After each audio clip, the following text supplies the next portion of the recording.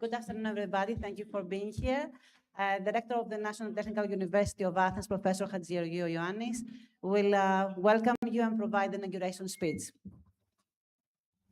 Κύριε Πρετανή.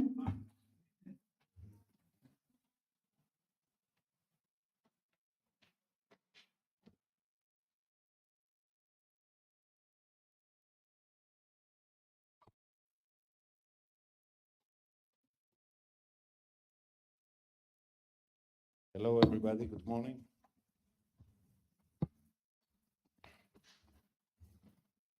We are nearly all among Greeks, but we need to speak in English, which is strange. Okay, good morning, everybody.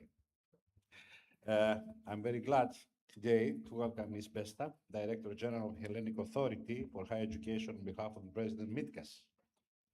Periklis called me yesterday saying that she will not be, for a personal matter, she will not be available. So Mr. Katsanavakis and Ms. Karvouni from the Ministry of Education, Ms. Volu, Mr. Patel and Ms. Book. This looks just like my name in Greek. So, booked, okay. Represent the QS, sorry, representative of the QS, members of the University Councils and Vice Rectors, Mr. Michalakelis, President of the Study in Greece. Where is Mr. Michalakelis? I saw him. Thank you. And I also all colleagues and friends from the National Technical University of Athens and the other Greek universities. It is particularly meaningful for NTUA to host the 2026 QS Thought Leadership Workshop with the expert from QS, Guascarelis Simons, at the time when Greek universities are becoming increasingly visible in the national higher education landscape and are called upon to strengthen their global competitiveness in international partnerships. Today's event takes place at a particularly important moment for Greek higher education. Greek universities are becoming increasingly visible in the national academic landscape and the environment, the respective environment, and are called upon to strengthen their competitiveness, expand their national partnerships, and enhance their contribution to scientific, technological, and societal process. At NTUA, quality, excellence, and continuous improvement constitute fundamental pillars of our institutional strategy. I'm sure you know all about our recent efforts to increase and to improve our positions in global rankings, fully aligned so with the National Framework for Higher Education and the standards of the Hellenic Authority for Higher Education. NTUA has established a comprehensive internal quality assurance system that supports high-quality education, research excellence, innovation, and effective governance. As one of the leading and internationally recognized engineering technology institutions, the National Technical University of Athens recognizes that universities today operate in an environment of profound transformation. Artificial intelligence, the great transition, and accelerating pace of digital transformation are reshaping the way we teach, conduct research, and engage with society. We consider this development not only as challenges, but mainly as opportunity to further strengthen innovation, interdisciplinary collaboration, and the preparation of future engineers and scientists capable of addressing complex global challenges and contributing to the sustainable development. Internationalization is equally important strategic priority. Through participation in international research programs, global scientific networks, and academic partnerships, universities can strengthen their research capacity, enhance their international reputation, create new opportunities for students and researchers. For our universities, international engagement is not only an objective by means of advancing academic excellence and increasing the global impact of Greek science and innovation. So I could say more. These are written here, actually. So I'm finishing now. I welcome you all. I'm very glad. I see a lot of people who are interested, and I very much welcome foreign international visitors here. to assist us to improve our position in QS and in general global rankings, which is very important. This is what it is, this is the world we are living, this is the environment we operate, and so it is very important for us, although we are not getting any fees as a public institution in Greece, however, it is very important. And I'm confident that we should enjoy a better position, at least typically, at least formally, I mean, according to the numbers we get. For example, for me, it's not an adjust, but however, I think that we're better than 350 globally and 140 in engineering discipline. We are much, much better than this. However, we follow the environment, we follow the instructions, we follow the advices, and I'm sure that we are going to be better, at least as far as the National Technical University of Athens is concerned, for which I'm very proud to be a rector, and believe me that the National Technical University of Athens exists for 190 years, running a complete time interval of the new Greek state. Thank you so much, and I apologize for bothering you more.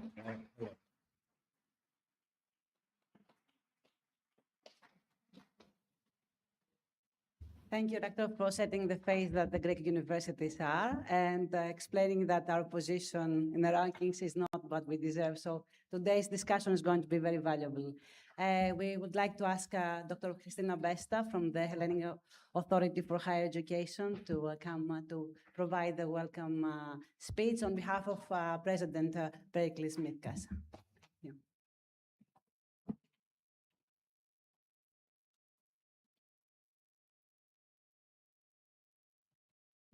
Director of the National Technical University of Athens, distinguished guests and members of the academic community, ladies and gentlemen. It is a great pleasure to welcome you all today on behalf of Hellenic Authority for Higher Education. As the Director General of the Authority, I'm deeply honored to participate in this event.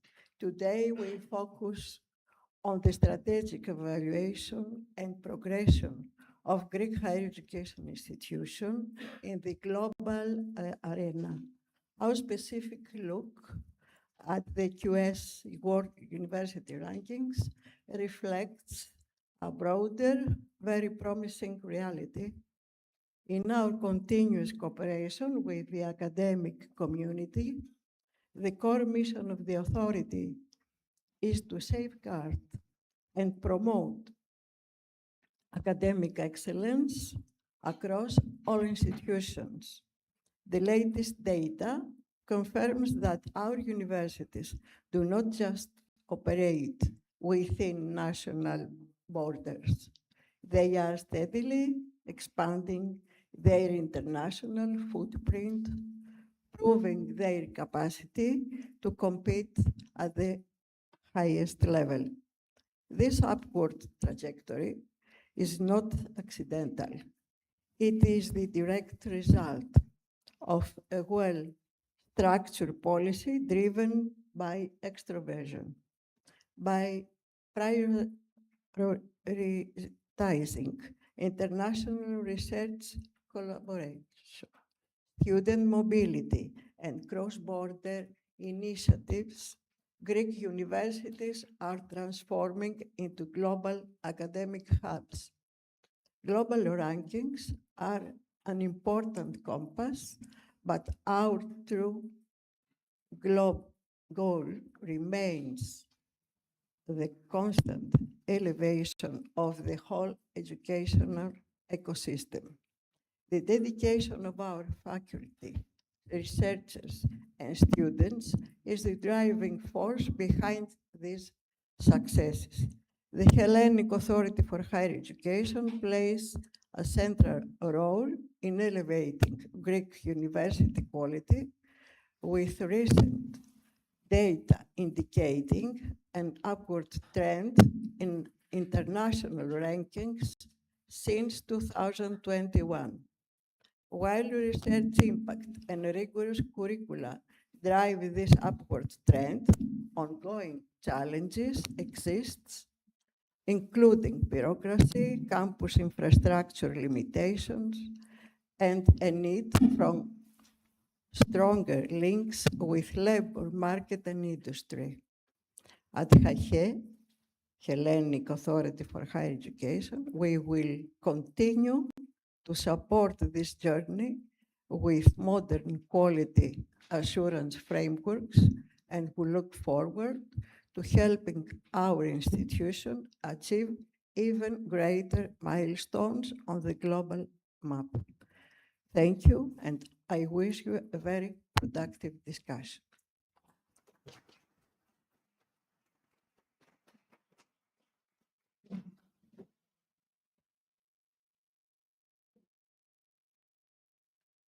Thank you, Mrs. Besta, for setting how the National Authority promotes and safeguards the academic excellence that we provide. We would also like to ask Mr. Katsanavakis from the Ministry of Education and Religious Affairs and Sports, the General Directorate of Higher Education, to provide also a short speech. Thank you for being here. Hello, dear all. I am, as you have just heard, Yannis Katsanavakis. I am the Director of the Office of the Secretary General for Higher Education of the Hellenic Ministry of Education, Religious Affairs and Sports. It is with great joy that I am here today, and I would like to express my gratitude to the National Technical University of Athens and to the Hellenic Authority for Higher Education, as we at the Ministry follow closely all the recent developments in the field. Of course, we strongly support everything that has to do with internationalization and visibility of the Greek universities. I'm sure this initiative will be fruitful and useful to us all, and we are looking forward to hear what you have to tell us today. Thank you so much. Bye-bye.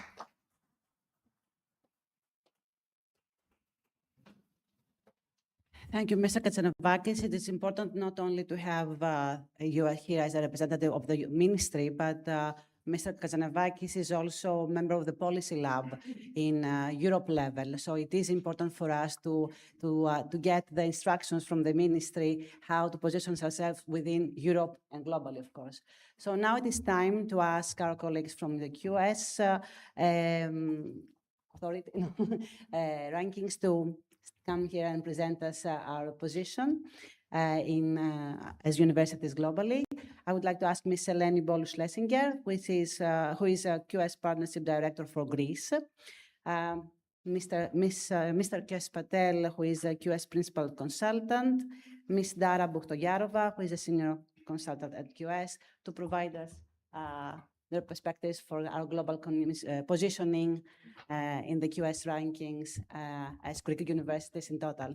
And then and we can also share some of the discussion while we have this presentation, not wait for it to finish, like take turns when we finish each chapter and have your questions during the presentation. Thank you.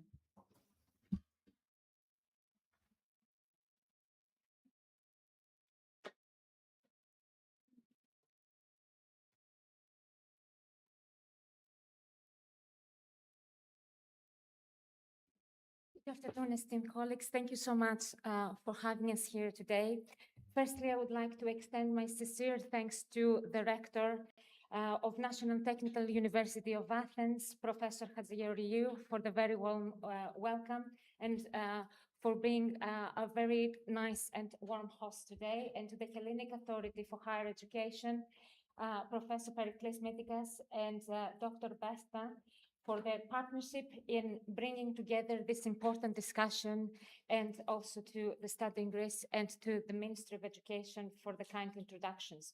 I would also like to welcome all the rectors, vice rectors, quality assurance directors, and senior leaders of universities joining us from different places of Greece today.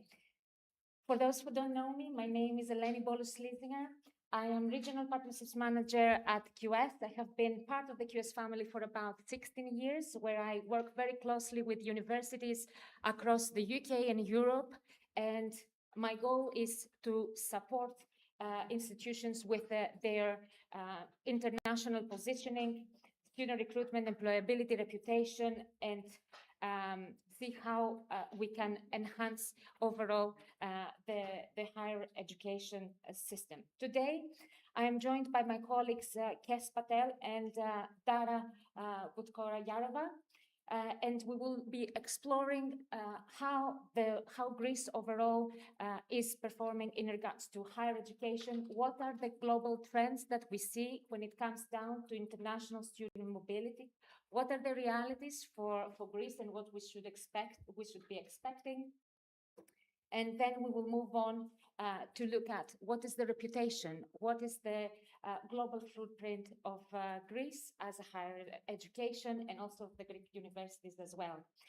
And we will be looking overall to see how Greece as a country can enhance even more its strong research capabilities, its outstanding academic talent, a growing innovation economic system, and universities that are increasingly engaging on a global stage.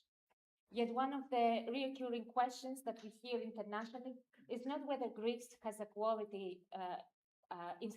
provides quality institutions, but whether the global higher education and employer communities fully recognize the quality and impact and the potential engagement that already exists from Greek higher education. Over the next hour, we will explore all these different themes that are shaping the future of higher education globally and that have particular relevance for Greece. We will examine demographics and population trends, international student mobility, and changing relations between higher education and labor market, and what prospective students around the world are actually looking when they are making their decision to find the right university to study and to choose the right country to accomplish that. Thank you very, very much. And we will start now with some key insights that we have prepared for you today.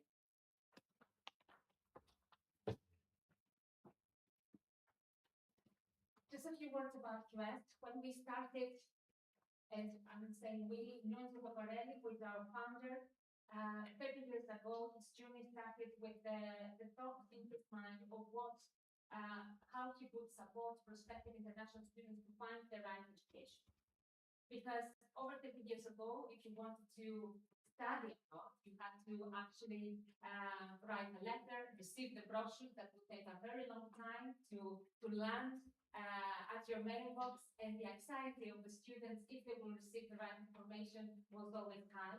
That's when he started establishing the QS MBA career guide to bring actually prospective business schools, as he was one of the students himself, closer to students. That was the beginning of a journey. Then we started with international student recruitment events to try to engage and bring those international institutions closer to the cities where prospective international students are looking to mobilize and learn more information about what they would be accomplishing in and finding the right progress.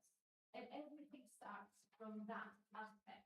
Empowering motivated people all over the world to fulfill their potential by fostering international mobility, educational achievement, and career development.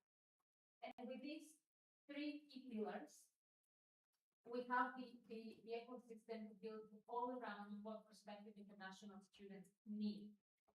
We are most commonly known for our rankings.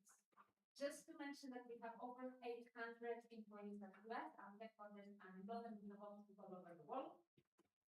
And only 12% of our employees are actually operating and they're working in rankings.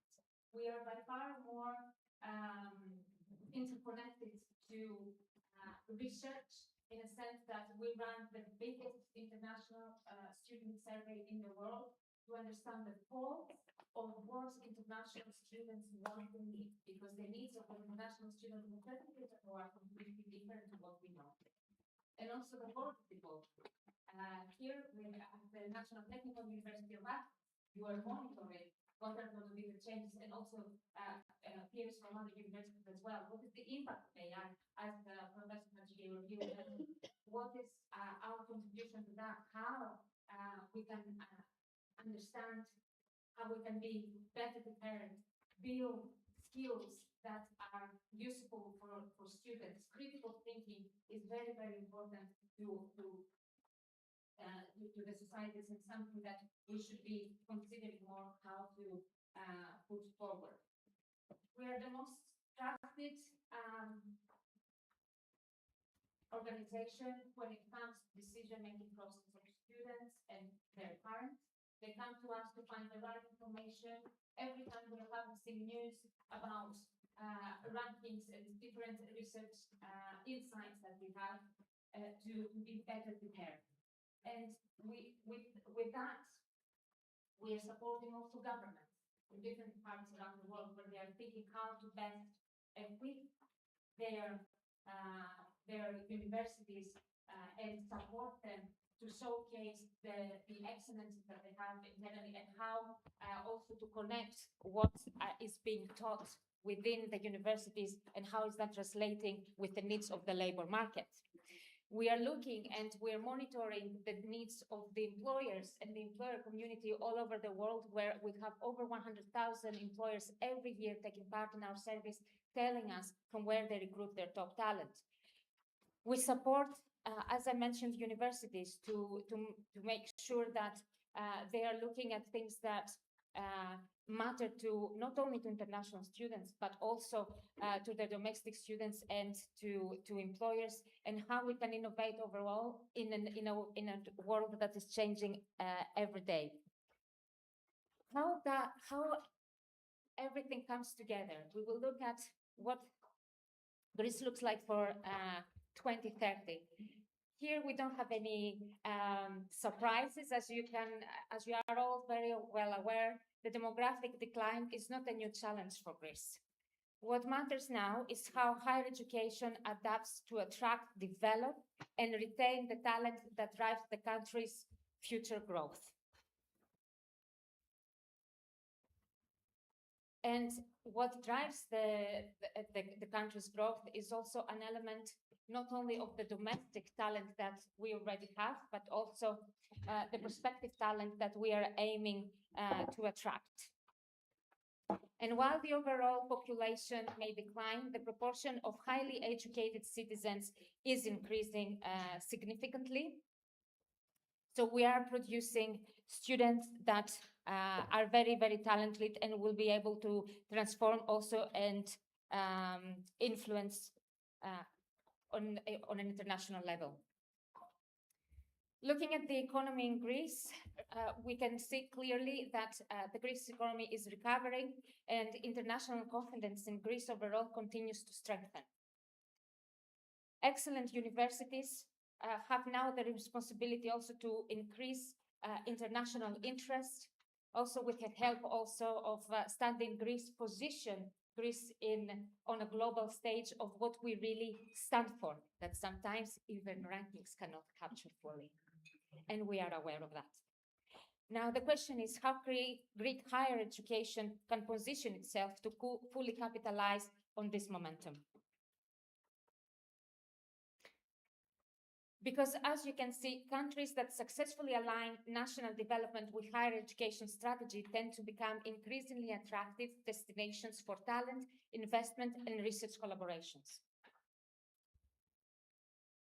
But in order to be able to adapt, we need to always bear in mind where is the direction of travel when we are looking on a global stage and where prospective international students will be mobilizing. Through a recent research that came to fruition, where we're compiling data back since 1970 up until now, we are able, through global student flows, to forecast that there are going to be over 8.5 million international students mobilizing by 2030. 3 million of those, they will be mobilizing within Europe. However, while Greece is expected to remain like a net export of students, this trend also presents an opportunity. By retaining more domestic talent and attracting greater numbers of international students, Greece can strengthen its research capacity, innovation ecosystem, and global competitiveness. And this is a fantastic opportunity because, as you can imagine, now Greece has more international English taught programs, which is a great thing to offer, and a great opportunity also to position ourselves as an emerging international study destination in the Southern Europe. And as we can see, the traditional study destinations that include all the English speaking countries, their attraction is decreasing because they have different legislations, geopolitical challenges, and situations with how they're perceiving international students.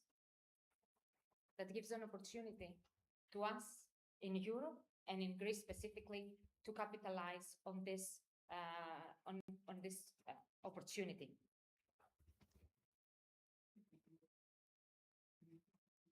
And these are the countries actually that Greece is competing at the moment. And we need to find a way to showcase exactly what Greece has to offer versus our regional competitors.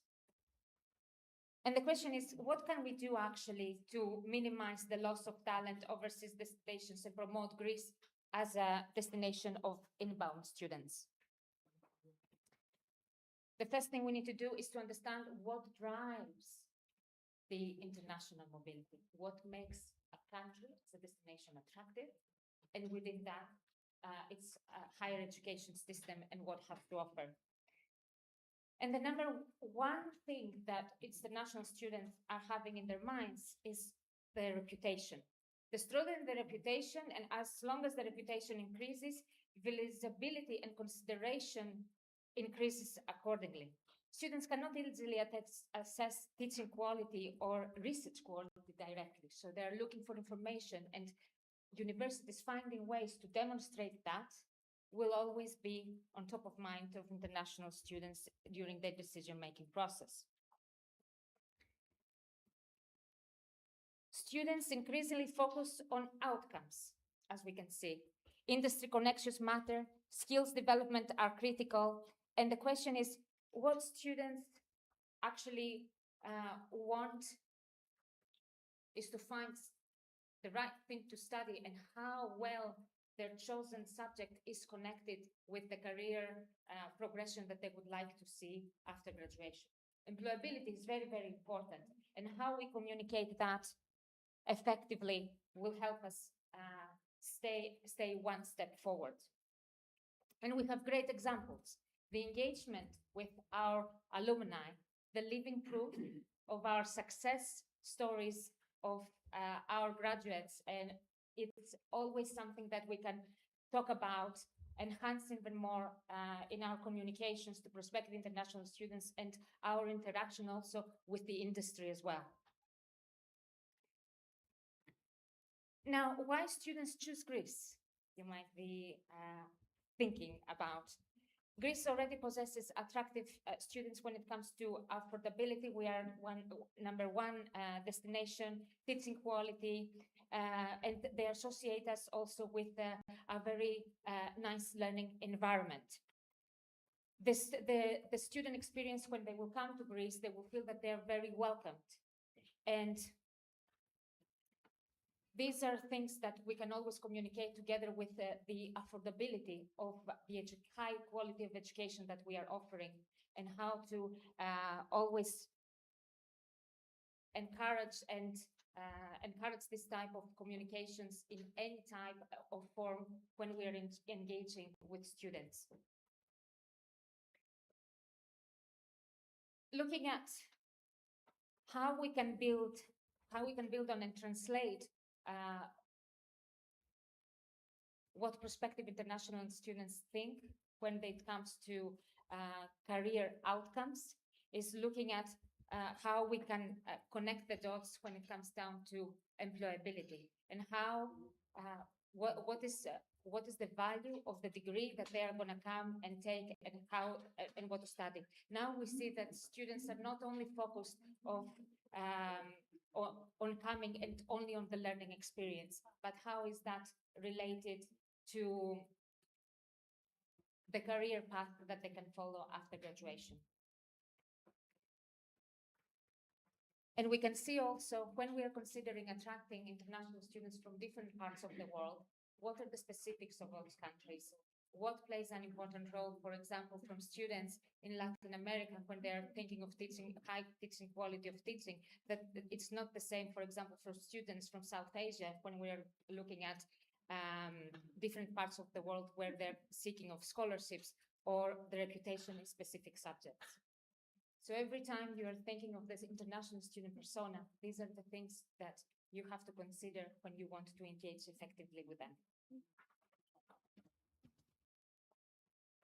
And now I would like to pass the floor to my colleague Kesh to share some insights related to what drives not only international student recruitment, but also the perceptions and reputation of Greek universities.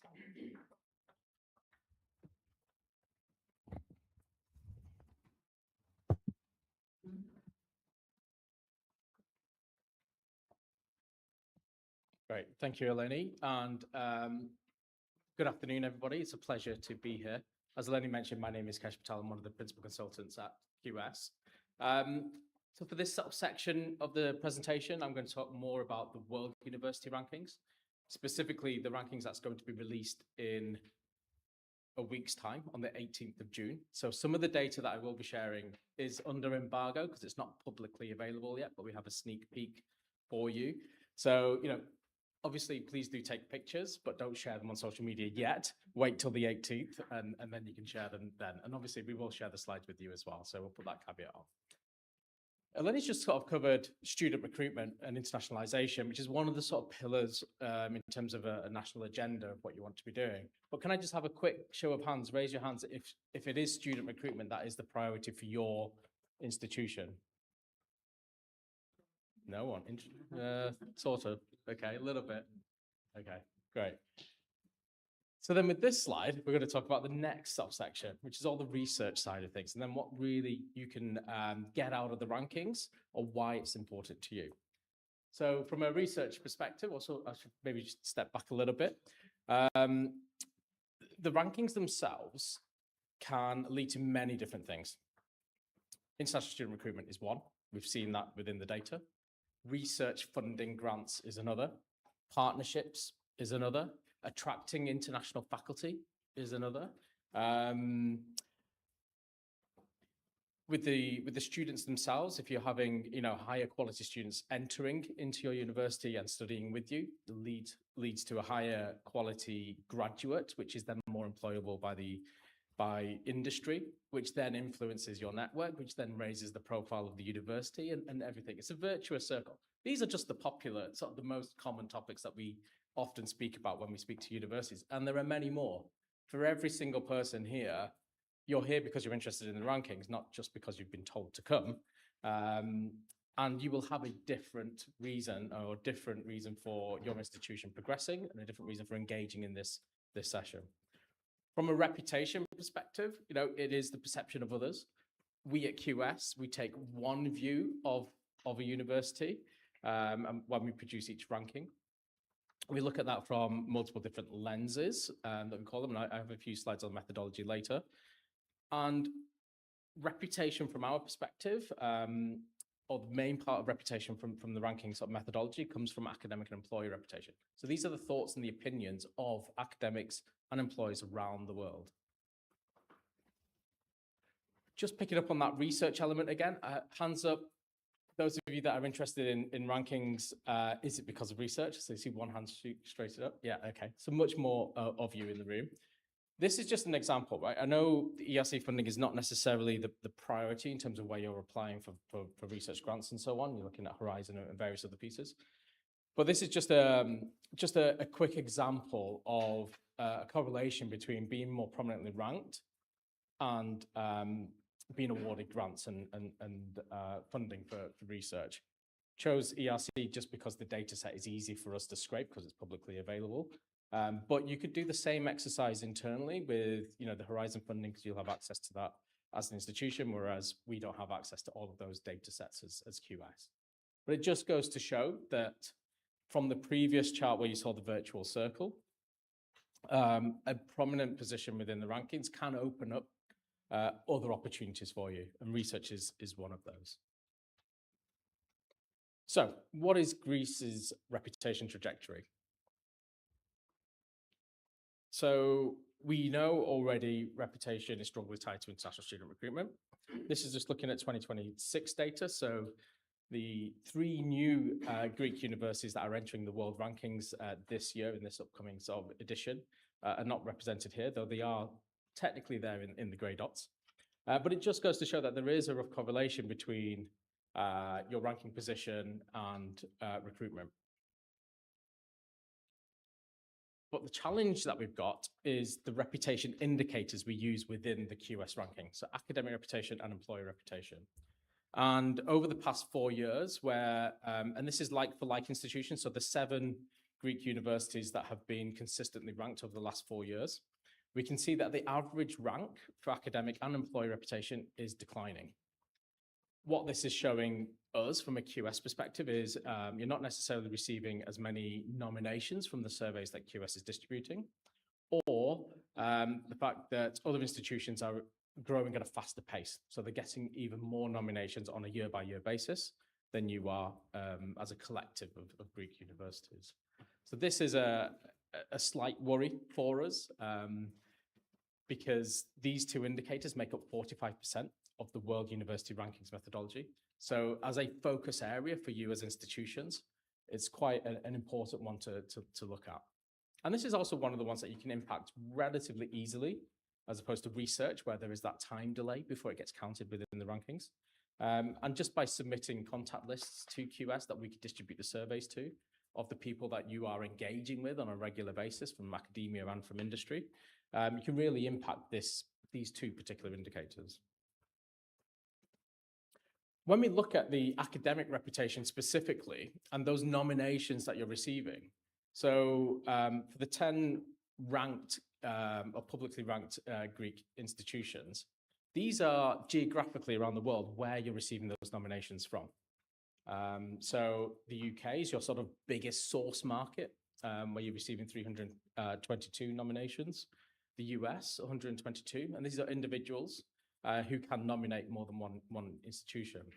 So what I want you to think about when you're looking at this particular slide is, where are we engaging as an institution around the world in research, in collaboration, in partnerships? Where are our faculty staff when they leave our university and go work abroad in another institution? Where do they go to? Where do we have partnerships? These are the factors that we need to think about. And if this is not, if the countries that you have there are not necessarily providing higher volumes of nominations, then there's something to be done about developing that relationship with that key stakeholder in order to really showcase your strengths. I know we don't, as a sort of cultural thing, we don't like to shout about or showcase our excellence. But in this context, we should be, because you're competing on a global stage where other institutions from other parts of the world do talk about what they're doing, do talk about the impact that they're having with their research, do showcase all of their strengths and partnerships and everything that they have available. And it works in terms of them building up nominations. So there may be a slight culture shift required from a rankings perspective here. Okay, so let's get into the actual rankings piece itself. Hands up, how many of you are familiar with the methodology at all? Okay, so a few. I'll just recap for those that are not. From a QS perspective, we evaluate you in different ways. So we have lenses, which look at the sort of broader thematic areas of a university. So these are often things like research and discovery, which is your commitment to research internationally. There's sustainability, there's graduate outcomes, and so on. Within those lenses, we have individual indicators. So we have academic reputation, your citations per faculty, and so on. And then for some of these indicators, we have sub-metrics as well, some very specific pieces of data that we evaluate you on. For the world rankings, this is what we're looking at. So the big boxes are the lenses: research and discovery, employability and outcomes, learning experience, global engagement, and sustainability. And from our perspective, these are things that we know students are also looking at when they're trying to evaluate where to study. But also, we know that institutions also look at when they're trying to evaluate where they want to partner in the world and who they want to partner with. So research and discovery is very much about your commitment to academia and to scientific excellence. Employability and outcomes is the student piece in terms of what can they achieve once graduating from your programs. The learning experience, so what the students will experience when they're on campus. Global engagement, so how international you are as your approach to running as an institution, and then the sustainability element as well. And obviously, as you can see, various indicators underneath that make up that lens. These are the weightings. So academic reputation is the biggest weighted one at 30%. If you look a little bit further down, employer reputation, so the third bar in is weighted at 15%. So collectively, this is almost half of the ranking itself. You then have your scientific piece in terms of the bibliometric indicators, where you're looking at citations per faculty. So what's the impact of the research that your faculty staff are doing? And then you have a range of other indicators as well. So you have the faculty-student ratio, which is the proxy for student experience and learning experience, employment outcomes, international faculty, international research network, and so on. A few pieces on eligibility, because I know there may be some universities in the room where you're not necessarily ranked, but just so that you can see, there are some eligibility criteria for being included within the World University Rankings. Any questions so far? And I'll pause. Are we getting these slides, or we'll keep taking pictures of No, we will be sharing the slides. Yeah, they will be circulated afterwards. Don't worry. Yeah, I have a question please. on the slide on the academic reputation. The map. Yes. Yeah. Yes. We see there that the countries that are the top countries for the Greek universities are connected to our brain drain. So is that what we're seeing for the academic reputation, or should we seek for new countries as well? Okay. To impact the academic reputation indicator specifically, there's a multitude of sort of strategies that you need to use with this. You've got brain drain. Your researchers, your academics are working in institutions around the world, UK, US, and so on. So that's one stakeholder group when we look at academic reputation. So yes, what are you doing to engage with them? How are you sharing the news of what's happening on campus, the latest research, the impact of that research? But then you also have another stakeholder group in terms of academics that you already collaborate with from a research perspective around the world. Your postdocs, wherever they go to. You will also have academics in institutions where you have, I know this is more of a policy thing, but where you have joint program offerings. Even those that may be connected to the Erasmus programs as well, so academics within other institutions. So these are all different academics that you're engaging with, or different parts of your universities are engaging with internationally. So they can all formulate that list. The key is really, what are you communicating to them throughout the year? So, and that's often a challenge for institutions, particularly institutions where the governance is quite devolved between faculties and schools. Each individual sort of school or department, faculty, whatever your structure is within your institution, often engage with their stakeholders on their own, in their own way. You need to do it collectively as an institution, because ultimately when they come to be presented with the QS survey and then complete the survey, they're nominating the institution. They have to search and type for the name of the university as opposed to the name of the department that they are connected to. So you need that sort of holistic umbrella. We know academics, many of you in the room today, have that relationship with other academics because you've worked with them, you've read their work, whatever, you met them at a conference, whatever it might be. And so that's where that unique relationship is. But from a rankings perspective, it's the university. And so we need to be able to associate the academic with the university, and then they can nominate that way. That's the idea. But one of the key takeaways, those of you that are looking after this from a strategic perspective within your institutions, is to try and do an audit of where all these contacts are. between the schools. It's going to be hard because academics don't want to hand over their contacts because it's their personal contacts. But for the purposes of the rankings, it is quite important. You have that opportunity to submit 400 contacts, 400 academic plus 400 employee contacts every year to QS. Some institutions don't manage to actually generate a list of 400, but it's because they're not necessarily getting the engagement from all of the departments within the university that actually hold those contacts. And you must be, between even just here on campus, right, you have a large faculty body. Even if each academic gives 2 contacts, you must be able to get, 400 at least from that list. So that's often a challenge that institutions face. And then you have to communicate throughout the year. There's no point sending an email just when QS distributes the ranking surveys, because, they may not see it, and pick up on it and then nominate.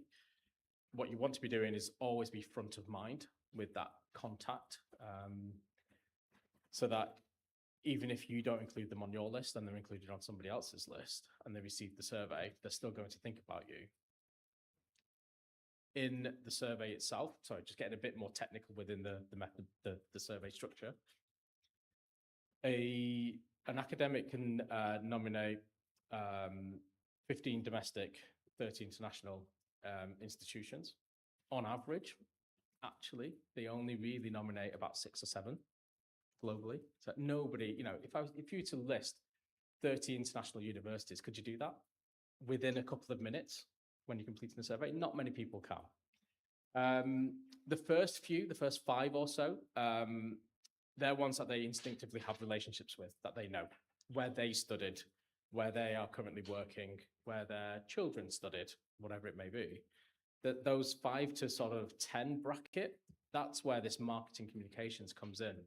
That's where, if you're regularly communicating throughout the year, the excellence that you have, the research, the impact of that research, the discoveries that are made, if you're communicating that throughout the year, then they will always be front of mind. It's subliminally going to be there in the back of their head. And so that when they come to produce the survey and they're thinking about beyond 5, that's who they should be thinking about. Okay. Any other questions? Technical one. Yeah. Do you really use the persons that we are proposing? Yep. Yeah, so what happens is every university gets to submit a list of contacts. We add them to the QS database, and then we send everyone within the database the survey. And it's distributed from November through to March. The end date always varies year on year, depending on the response rate. But we send it to everyone that's within the database. We do face challenges, naturally. People move from institution to institution, their email address changes, so we get a bounce back. Or the university themselves has a spam filter, a junk mail filter. And we do advise that, you sort of communicate with other institutions to say, safeguard the QS email address, so it will always sort of come through the filters. And we also work with, Amazon, Microsoft, and so on as email distributors to try and get our email addresses whitelisted, so that it's not seen as spam mass communication. So we actively try to work on other. Assuming that a university will propose persons that will speak high with them, Yep. Not proposing these 400 persons makes it practically suicide for the university that So is taking part in. okay, yes and no. It depends on the university, right? So there'll be universities in the room that have not submitted names to QS, okay? And there are, some of the top ranked institutions don't submit names. Do you really think MIT submits names to QS? Yeah, they don't, right? But they naturally, through the halo effect of their brand and who they are and all of the work that they do, receive nominations. That's the dream. That's the ideal scenario where you would naturally, organically receive nominations. But, and you probably will, some of these nominations that you see on the screen today will be organic. People will have just nominated you because they've read something, they saw you at a conference or whatever it may be, rather than you put their name down. So yeah, it can make a difference for smaller institutions that don't necessarily have that brand reach, because you're contributing to the database, and so your share of that database can grow year on year. But then that's also why you need to do that communication throughout the year, because you get to submit 400 contacts, academic contacts, to the database, but every other university does as well. So if you're continuously communicating and broadcasting, research news and developments and so on, other people may see that as well. And so then they can nominate you, because they can nominate anyone irrespective of who added them to the database. And they may well see that research and still nominate you. And that's also what you want to be trying as your sort of approach and strategy. Nope. Yeah. So-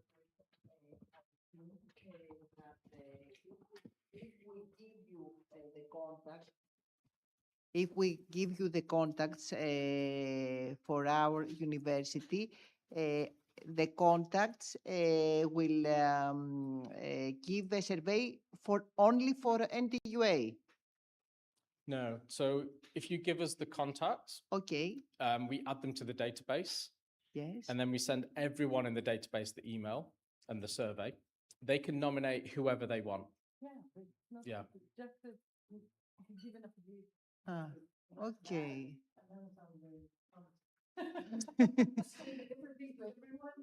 Well, it's one survey link, and they get to choose who they nominate. What is the response rate? Like you send it to everybody in your list.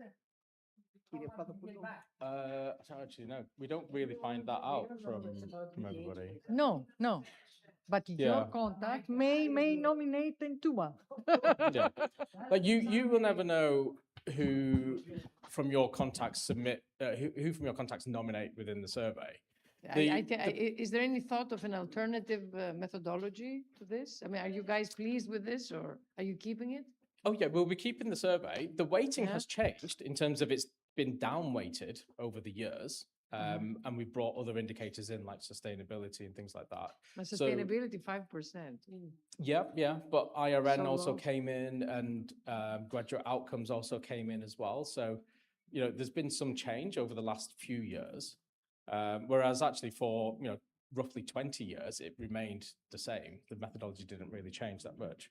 So we've changed it in the last few years just because the stakeholders using the rankings for whatever purpose have different priorities and are looking at different things compared to what they were looking at 20 years ago. Right. But the premise behind the reputation side is to try and counteract the citations per faculty element as well. So you can all publish research. QS doesn't read every single paper that every single university publishes. We just can't do that. And we are not subject matter experts in, Sure. nuclear science. We're not. So we don't know whether your research paper is good or not because we're not experts in that. All we see is the citation figure. But that could be a positive citation or a negative citation. And again, we wouldn't know. So the academic reputation counteracts that citation piece in a way. It creates that balance where you can receive the citations, which is great. And it's an indication of good research quality and impact. But we validate that with the nominations because other academics within that subject area, that discipline, will nominate to say, yes, we think they're good. That's the balance. That's the ethos and philosophy behind it. Yeah, I mean, my opinion is that the citations are widely recognized as a positive. And I mean, I can't Generally, yeah, imagine yeah. having a lot of citations Yeah. being a negative thing. Yeah. So this has to be a positive without anyone validating whether the research is good or bad. Mhm. So I think we're good there. But with I think the other one is the employability, right? That's why you're sending it to the employer sector, So right? the employer survey, yeah. I think the academic is straightforward. I don't think there is any fuzz in that as far as I'm concerned. But the employability is where they send the questionnaires, or is it also for academic reputation?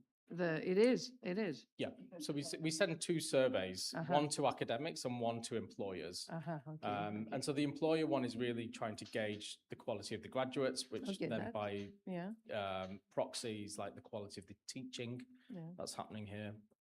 That's what we're trying to measure on that side. And the academic is, what is the person asked?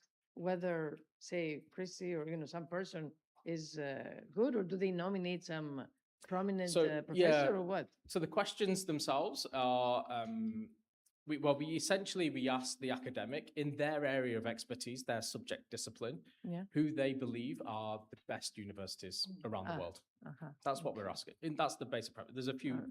other questions. but yeah, Okay, that's it. okay, yeah. Excellent. uh-huh. Mm. And they pick from a list of everyone, no? All right. Yeah, okay. I see. Yeah.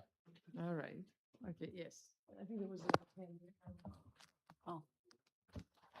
So just to answer your question, considering that we are high in the subject rankings, as Greece, I means that our collaborating university professors do recognize us as, but the academics of our collaborating professors do recognize us based on the common publications that we have. The issue that I still see is that Greece overall, I thought it was only NTUA's problem, but Greece overall is not recognized by academics worldwide. Apart from the alumni or the brain drain countries, Just- I would yep. have expected more Erasmus countries, for example, because we have, or more Horizon Europe countries there as well, but still they're not there. They're very low, or even the Yeah, Balkans. I mean, the list So, goes down to Yes, individual so we are nominations. not in the first choices, not even the 5th to 10th position. And that is what I think that we should start working on, how to persuade our collaborating universities, the strategic alliances, to put us in the 5th to 10th position. Because when I fill in this order, not the subjects you are according to your research, your joint research, but for the general recognition, the reputation, the academic reputation, we usually put either our alma mater or universities The that first five often be yes, those and ones. the 5 to 10, because nobody completes 30, as you said, the next 5 to 10 are usually from our strategic alliances, and not all of them. We could have included all types of collaborations there, not just the one that we have in mind when we fill in, and that is something that we can try to educate our yeah. universities to do, Yeah. our own collaborators to do. Yeah. And that's why it's question. so important to engage with all of the stakeholders throughout the year. Really. Sorry. A quick one on the international faculty, which I think I didn't see the percentage. It went by quickly. I think it's 5%. Yeah. Because in Greece, I mean, this is truly problematic because by law, colleagues need to speak Greek. And therefore, by definition, that would be a percentage where we would rank very, very low. Yeah. Is there a way to work around this? Or, So the only whether that is an asterisk in that, So this country doesn't, or So the that the country can loophole- choose to, Yeah, so there's only one sort of loophole in a way, because it all works off nationality from the rankings perspective. If your academics hold dual nationality, you could use their international one in those figures.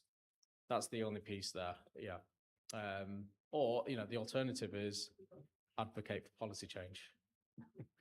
Which, I know, sorry, I hate to look at you at this point, but, we still want to be able to teach in Greek. I Yeah, yeah. But that's from a rules perspective within the rankings, that's the piece. Where do you pick the nationality data from? The university provides it. Okay. Yeah, so it's reported to us. So there's various different data points that are required for every ranking, and one of them is the number of international faculty. could study in Greece help us in this matter? How to allocate, how to present our international Actually, studying Greece students? already helps you. I wanted to say that you are already promoted through QS via studying Greece because we have an ongoing collaboration with QS over the past 2-3 years. And studying Greece is responsible for the enhancement and update of Greek universities page, Greece country page on the QS portal. We have been working with their strategic consultants in order to identify target countries, markets for student recruitment. I personally will participate in the QS Europe Summit in Budapest in order to represent Greek higher education in general. And yes, we can also work and we must work on the promotion and the showcase highlight of our research quality, because I think that we underestimate ourselves, and that's an issue. Thank you. Yeah. And I would like to, with this chance to express my sincere gratitude to QS, especially Eleni and her colleagues, because they're doing a great job. And I think that she is kind of biased because she's Greek, so she wants Greece to become a global education hub. So thank you so much. We do have, we have the material, yeah. For example, an elephant to a lion. Yeah. We cannot, but we have the panels, we have the research, we just need to find a way to communicate more effectively our research and what our contributions are being, and how distinctive features also as universities have.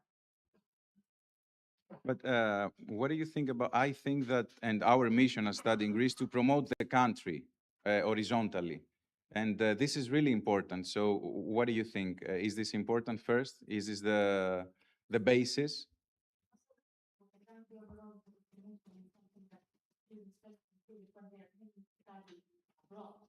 First, I consider the country. Where do I want to travel? Where do I see myself? In what kind of environment? And then they will consider the university that offers the course that they are interested in studying. So this is the order. They have to consider what kind of picture of myself living. What do I know about that happening? About how friendly it is with international students, the safety matter, portability, how well to do international students, and then the quality of teaching and the reputation that we have. And then they will look at the parameters. Do they I'm interested in engineering, for example. Engineering, what's the reputation about that? Do I have people that they have graduated from there that they can reach out and find out more? So we see also an international conference like the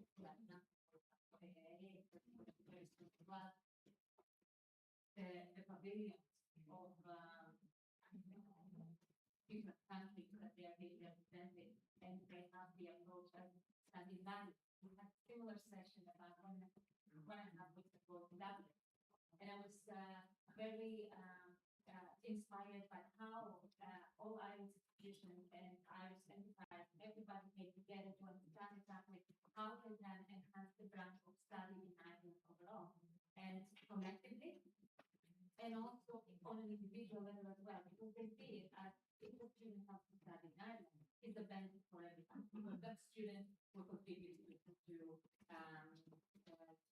environment, to the society, in a sense that from a patient perspective, from the social aspect and the economy and all that, and they will be very important after they graduate.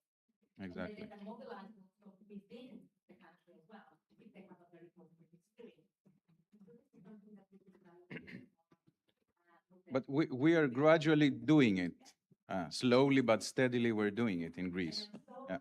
pleased to see colleagues from different parts, different universities around Greece to be represented here. This is a fantastic testament of that direction of better collaboration and enhancing also the partnership and what it means to study in Greece and how we can showcase our strength. And another key and critical component of this is the creation of international English taught programs, both bachelor's and master's, because it is really difficult to attract international students without English taught courses. And research is also in English, so And I think international students can help us with the demographic, decline. demographic of the young population. Looking at that and also trying to balance the very combination of the two. Okay. Sorry, but we- Yeah, no, it's, We just in the monopolize. interest of time as well. Okay, sorry, did you have a question? No, No? I'm waiting for the next slide. Yeah, so this is the bit, right? Yeah, this is the piece, okay. Okay, so we're getting on to the 2027 ranking. So as I mentioned earlier, these are the ones that's going to be published on the 18th of June publicly, but we have obviously the sneak peek, the early preview for yourselves. I'll highlight which slides you can share and not share publicly. This one is fine. The World University Ranking still evaluates 1,500 institutions. We've had 90 new institutions join the rankings, which also means that 90 drop out. So it is getting more and more competitive. There are more and more institutions, 400 that have moved up within the rankings themselves. And there are certain hotspots in terms of part of the world where institutions are increasing. For Greece, there are 3 new institutions now ranked within the World University Ranking, so going from 7 to 10 in total. But even if you look at other parts of the world, China, there's a lot of movement within Asia and also within the Middle East. And yeah, so there's a lot happening. These are where sort of new institutions are actually joining. So the 3 in Greece. Do you want to play a game? Do you want to guess who they are? Anyone want to shout out? Yes. That's one. Yeah. Last one. Yeah. Is anyone here from Aegean? No. Okay. Well, they're the 3. So, but still, congratulations on joining. So positive news, and that is the positive bit because unfortunately there is some negative news coming up as well. And just some information in terms of regions as well for you. You can look at that afterwards. Those of you that are more data driven here, this one's for you. Just a heat map of where you're performing, or Greece as a country in terms of the mean score is performing in relation to other countries by indicator. So where you see green, where you see green in terms of IRM, which is the International Research Network, and sustainability, you can see that actually comparably with other institutions, you're performing relatively well. But there are some areas, academic reputation, employee reputation, employment outcomes, and then the international side with faculty and students, where naturally that these are the weak areas. The citations per faculty, again, interesting, just average really in the middle range from the heat map. Which, considering the amount of research that you do as a country and the excellence of that research, you really expect to see a higher volume of citations coming through from this. Okay, so looking at Greece specifically, so we have 10 institutions, 3 new entrants, 2 within the top 500. And actually, just to highlight as well, IRN, you already have that global footprint. You're already collaborating internationally. It's one of the strongest performing indicators. It's just that we're not leveraging that. In terms of bands over the years, just give you a bit more of an evolution over the years, just to sort of see where typically we're ranked. Unfortunately, if you can do the math between the two, you can see that an institution has dropped out of the top 500 and gone into the top 1,000 in this latest edition of the rankings. And this is the reason why. So though we had the positive news in terms of new entrants coming in, there is some negative news in terms of a downward trend here. Part of this. Democratic. Sorry,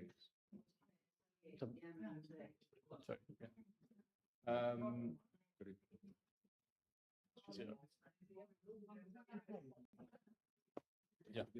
So this is the one that you can't share externally. So this is just for internal use until after the launch on the 18th. But essentially, what we're looking at here, there is that, you know, despite 3 new entrants into the world rankings, there is a bit of a downward trend.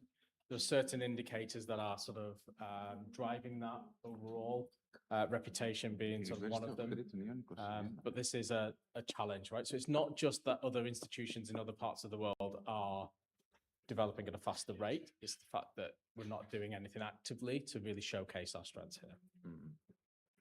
Got a few more breakdowns, so you can sort of see over time. Obviously, we don't have the 3 new ones there because this is the only year that they've been in, but they'll be in the bottom band range there. So just that you can see then what that pattern looks like over time.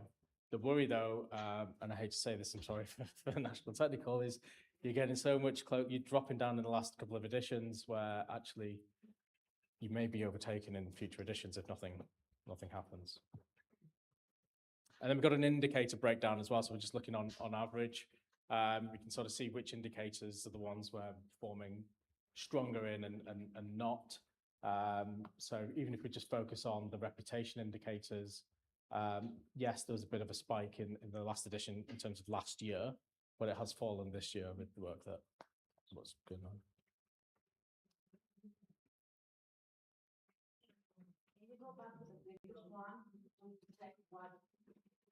This one or the one before? Yeah. Have dropped in comparison to this one here. Yeah. It looks like everything, right? Yeah.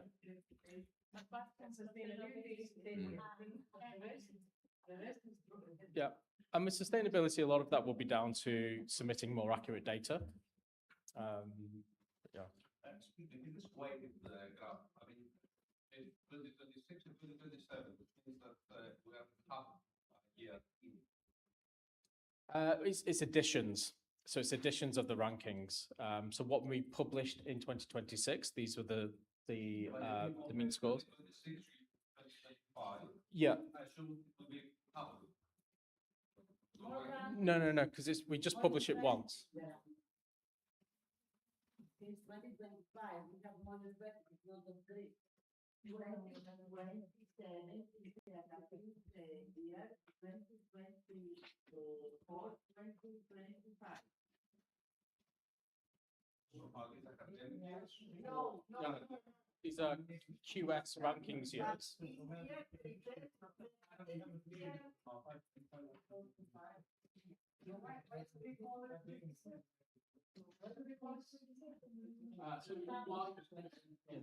The reason why we it's all the students. International bucket.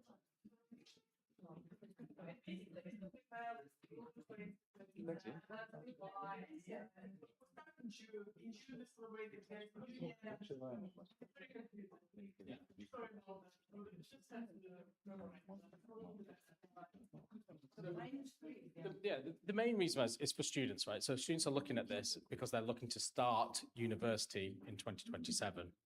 Okay, so it's about when they are looking at it and engaging with the rankings. That's the primary audience for these rankings. So yes, we're a little bit out of sync.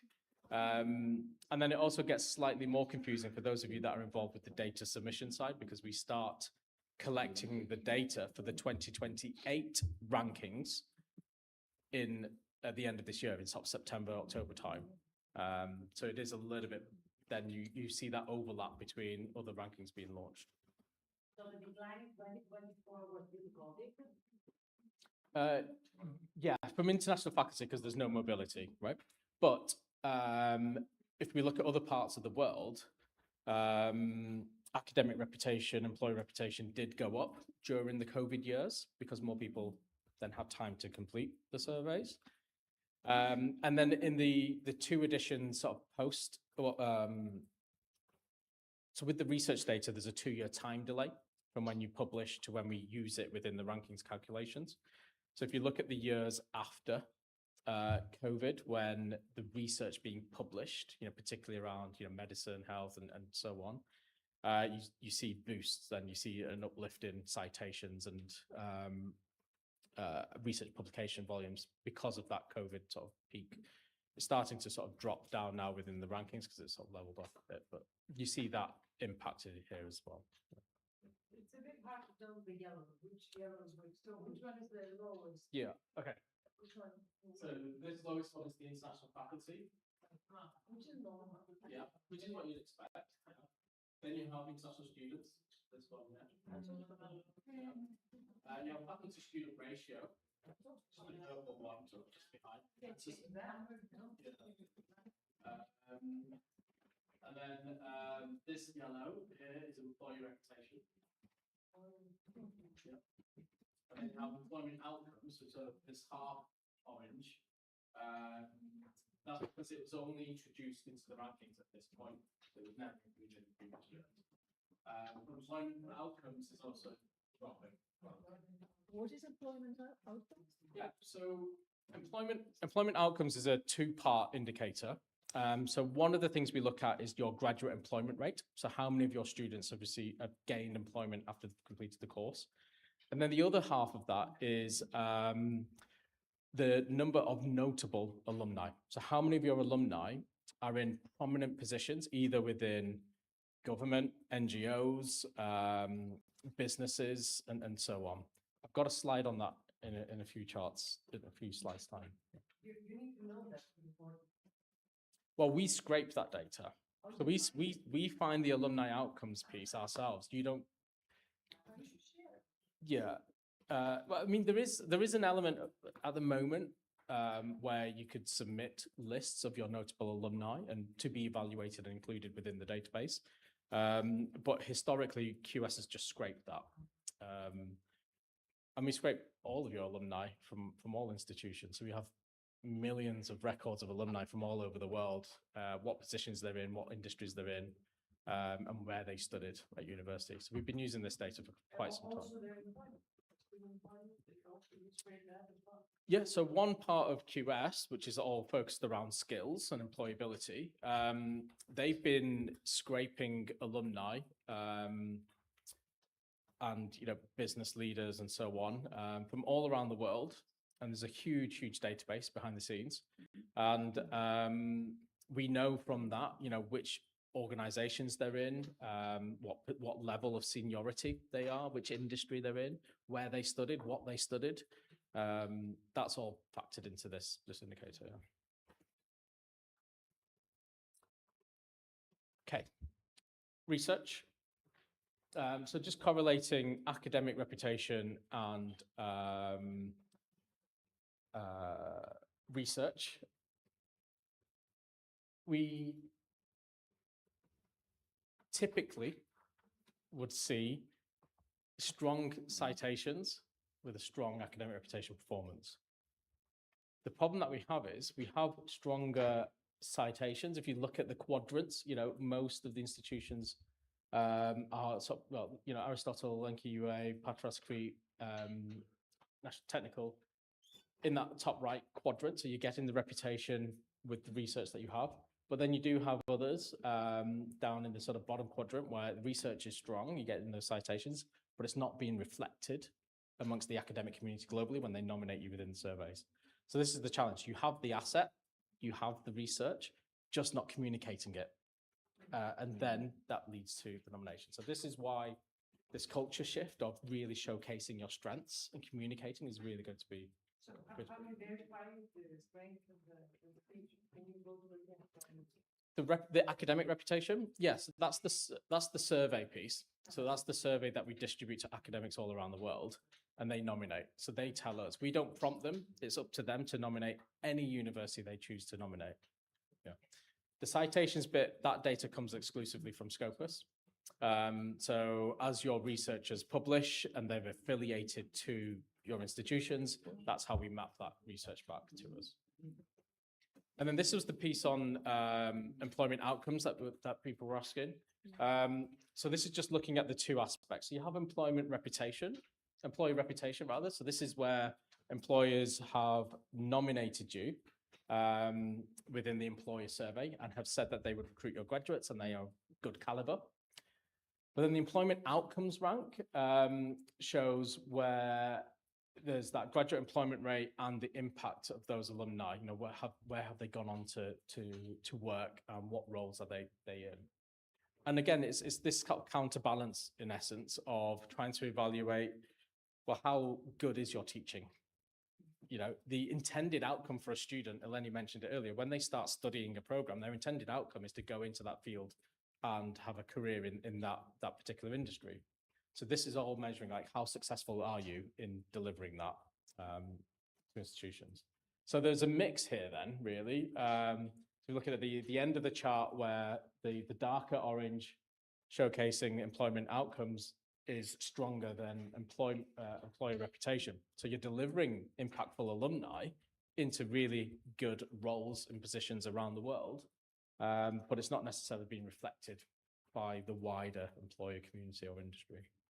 And then on the flip side, slightly more balanced there, which is kind of what we'd expect, to be delivering impactful alumni and then also have that reputation amongst industry. Any questions on that? No? Okay. So that was a sneak peek. Obviously, wherever you see in the top right, there's embargoed data. Don't share that externally at the moment. The next section. Yeah. You provide the numbers for another European university, another country in Europe, like where does Greece stand in relation to another country like Italy or Germany? In terms of rank score? Yes. Like are these numbers good? Yes. Yeah, so this is all scores. So from a rankings calculation perspective, we calculate your score first. Your score is out of 100 and it's relative, okay? So whoever performs the best, so if we just look at academic reputation, for argument's sake, you can take away all the top minutiae back level calculations and weights. Whoever received the most nominations from academics around the world in academic reputation, they are scored at 100 out of 100. Everyone else is then scored relative to them, okay? So this is all a relative exercise. And that gives you your score per indicator. So that's what we're looking at here. So this is why score is often like a good way to look at this, because it shows you what is that distance, what's that gap that you have to overcome when you're looking at peers or on a national level, looking at other countries. Yeah, okay. Right, so the next bit that we're going to talk about is subjects.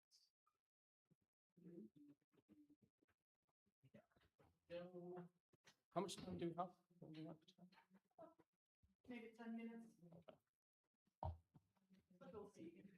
If there is interest in it, we're here. So, okay, Kalispera.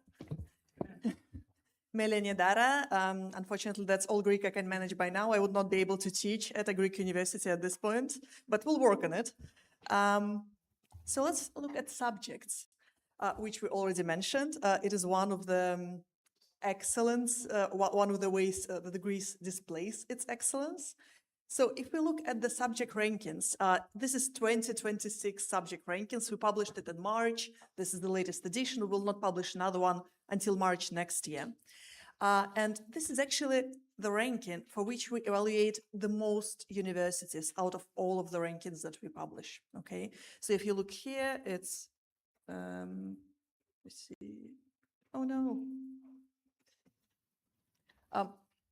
So here is the number of institutions analyzed, more than 6,000, and out of them, less than 2,000 actually make it into the rankings. So we remember Cash just shared how many Greek universities are in the World University Rankings. How many is it now? 10. So for here, we have 13 universities actually being represented. But before we go there, let's just go through the architecture of the rankings a little bit, because sometimes it can be a little bit confusing. So what we have is the broad faculties, such as life sciences, for example, or engineering technology, or social sciences, and so on. And then under these faculties, we publish narrow subjects, which, for example, for life sciences could be something like agriculture, or anatomy, or medicine, or dentistry, and things like that. And you at universities will actually have individual programs that you are teaching that would kind of go into these subjects. And you can call your programs differently. So even within Greece, you would probably have some programs that are kind of similar in nature, but might be called a little bit differently. And then if you look around the globe, the programs can really be called differently. Yes, please. Yes. Yes, this could be a master's program, this could be a bachelor's program. So basically, we do not evaluate every single program that you have. Rather, we look at the subject area, such as agriculture, for example. And then under agriculture, you could have an undergrad, you can have a graduate program, you can have a PhD, and it can be called, agricultural management, soil science, agri-food technology. But as long as it contributes towards that subject area, we will look at that subject area, so at the level of agriculture. And then everything that you produce, all of the research that you produce, all of the reputation, all of the nominations that you receive in that area will actually be counted towards that. And we have 55 of those. So it's 55 different subject areas. We have quite a lot to select from regardless of whether you are a specialized institution or a more broad classical university. And in terms of methodology, so we talked a little bit about the methodology of world university rankings, and some of you indicated that you're quite familiar with that. For others, it might be something a bit new. For the subjects, it's a little bit difficult to say, okay, now let's select one methodology and evaluate all of the subjects within the same methodology. So actually what we do is we look across different faculty areas and across different subjects within that. And each subject has a little bit of a different distribution of indicators that we use. However, the indicators themselves that we use are the same across all subjects. So we use only 5 indicators here, and you're already familiar with all of them. It's academic reputation survey among academics. It's employer reputation, so the survey among the employer community. And then we also look at the research part. So we look at the citation per paper, which here is in blue. We also look at H-index, and that would be H-index at the level of the university for that particular subject, so not an individual researcher. And then finally, we look at the international research network, which Cash already mentioned. So that would be the diversity of your international collaborations. So not just whether you publish with international co-authors, but from how many countries these international co-authors are coming from. So that's the last bit here. And as you can see, the distribution of these different indicators varies. So for example, if you teach some engineering subjects, right here, this bit, the employer reputation is going to be very, very important, because engineering subjects are in their nature very applied. So it is very important what the employer community thinks of you. If you are teaching a classics program, then maybe you're publishing, but maybe you're publishing in Greek primarily.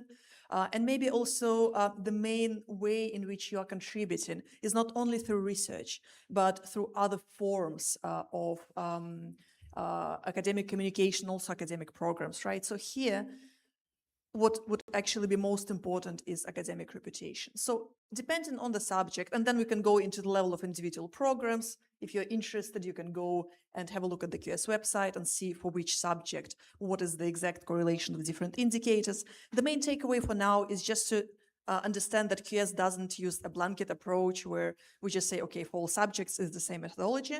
We are actually more discerning than that.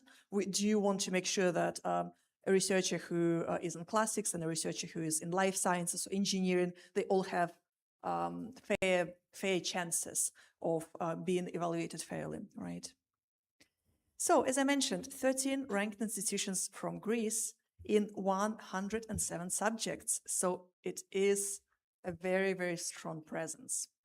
Well, in terms of subjects, it is a strong presence, but as far as I'm aware, there are 24 public universities in Greece, right? So That part of presence could potentially be amplified, and we'll get to that, but this is already a very strong starting point. And just a few highlights to kind of go over the latest edition. So Greece is the 42nd most represented country in the rankings. So it's actually quite good. You are above the middle point. Very good. Also, we do see that University of Athens has the most subject entries in the global top 100. So in different rankings for different subjects, we have a different number of universities ranked. In a subject like medicine or computer science, which are taught across the globe in many, many universities, would have maybe 850 universities ranked. And then in some more niche subjects such as classics or music, we would have a smaller number of universities ranked. But it's still a very prestigious position to be in the top 100 in any discipline. So it is really always worth highlighting that. In terms of the number of subjects in which a single university is ranked, right now we have Aristotle University leading in that, with 27 subjects represented publicly. So anyone who goes to the QS website and looks at the subject rankings and looks at one of the subjects will see Aristotle University of Thessaloniki in there. And then National University of Athens is also leading in the second place with 24 subjects. And then also you will see that a few of the same names repeat themselves in some of the different categories of highlights. So University of Athens also has increased with 6 new subjects where they are represented.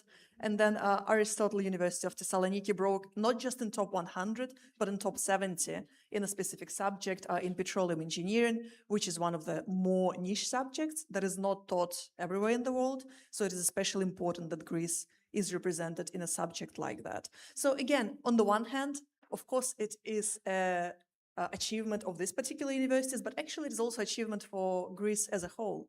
Because again, if someone is looking for a place to study and they're just looking through a subject ranking in, let's say, petroleum engineering, and they see not just one Greek university, but 1, 3, 4, 5 Greek universities represented there, it leaves them with an idea, right? So Greece might be a really good place to go and study that subject.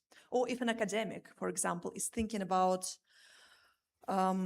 I don't know, setting up a dual degree program, looking for a new collaboration in research, and they look through subject ranking the discipline at some point, and they see multiple Greek universities represented.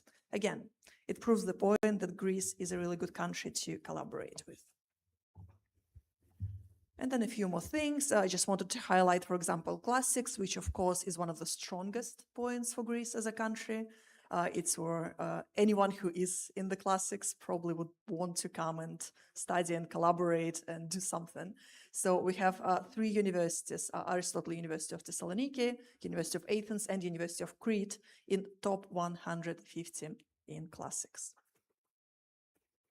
And then if you look at the broad faculty areas, so natural sciences, engineering, technology, life sciences, social sciences, and arts and humanities, this is a bit of a breakdown. So you can see that in the darkest color, these are the number of universities that are ranked in top 100. And we can see that actually in engineering and technology and in arts and humanities, you have most of those. And then you also have some universities that are a bit lower and those who are just in the rankings in general. And again, just a little bit more of a breakdown, a little bit more of a detail. So I think the highest ranked university here in any of the discipline would be University of Athens, which is around, I think, 37th, 36th position for classics. So you would see that it's just one university in that bracket, but then you have quite a few in top 100, and then you have even more in top 200 and below top 200. So again, lots of universities who are present here, who can see themselves among this table. So this is great. Now here's, I think, something that I would like to leave you with. So these are the subjects in which Greece is currently ranked and represented by at least one university.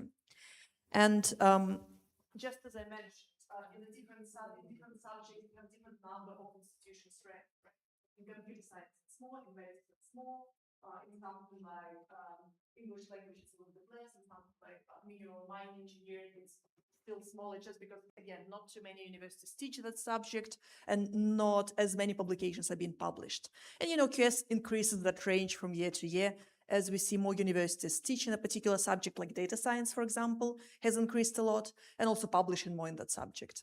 So it's good to see all of these green dots, which represent one of the universities present here, or maybe not present here, that is ranked in that subject. But what is also important is that if we look behind the curtain, so not the information that you see publicly on the KS website, but if we analyze it from our perspective, we also see a lot more universities that are evaluated.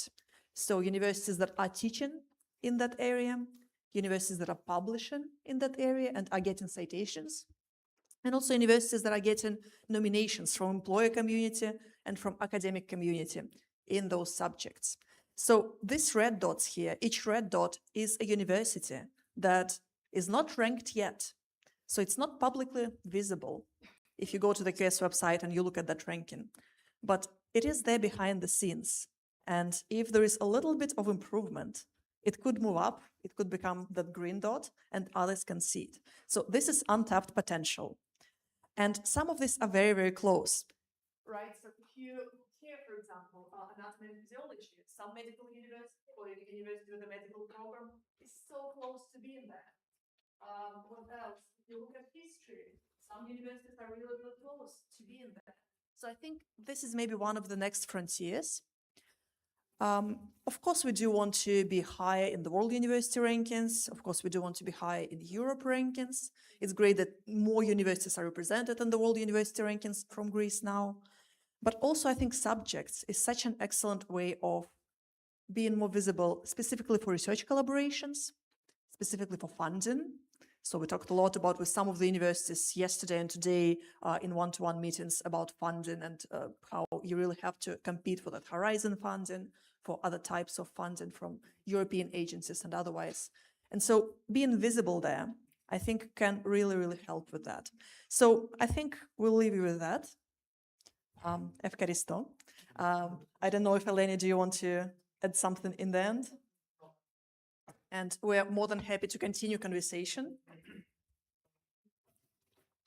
Just a final few slides. I know we're approaching sort of the end of the time with us. For those of you that are not necessarily engaged with the rankings process, there's a few key dates.